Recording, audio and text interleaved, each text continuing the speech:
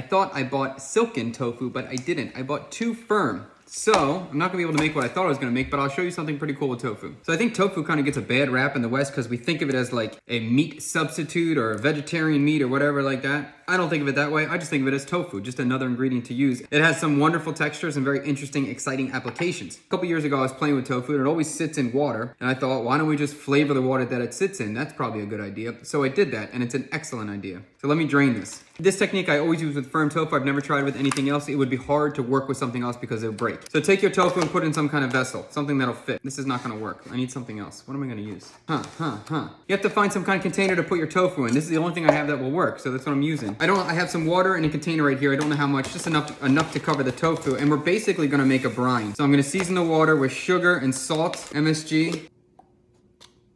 I have some mushroom seasoning or chicken powder if you like it, and we'll mix it up. You want this brine to be very intensely flavored and too salty. This needs more salt. If you don't care about saying vegan, you could use fish sauce or you could use soy sauce. I'm gonna stay vegan here just for the demo. I'm gonna use a little bit of seaweed to try to give some complexity to it. I'm gonna add some garlic and shallot.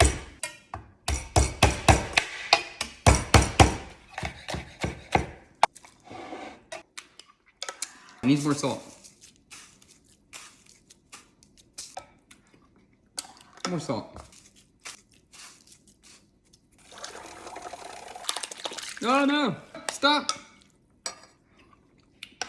Okay, I don't want to say it's good because it's salty. It should be too intense to eat. Right now, this is a pretty straightforward flavor that will go with any cuisine or any dish that you could possibly make. Well, you can do whatever you want to match the dish that it's going into. You could put 5 spice, you could put curry, you could put anything. It doesn't matter. Something I just thought of I think would be fun is to make a very intensely flavored beef broth or very intensely flavored pork broth and let it sit in that. That would be pretty cool. All right, so let's pour this over.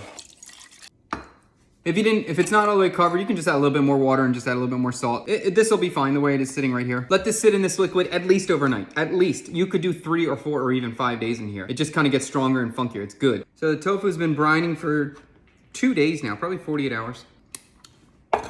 So now I can taste the brining liquid, which now tastes balanced because all of the plain water leached out into the brining liquid, mixed up together, and now all the brining liquid went inside the tofu, so we should have some deep, deep flavor in there.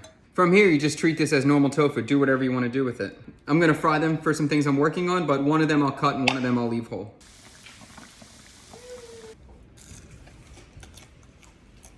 You can fry them small like this. These are a little dark. And then throw them in your favorite noodle bowl or dry banh mi or whatever you want to do. Or fry them whole like this, let them cool down, and then cut them for your stir fries or whatever. Even just eating them plain after you brine them, there's so much flavor. But yeah, play around with it. Make different liquids. Set tofu inside. Cool stuff happens.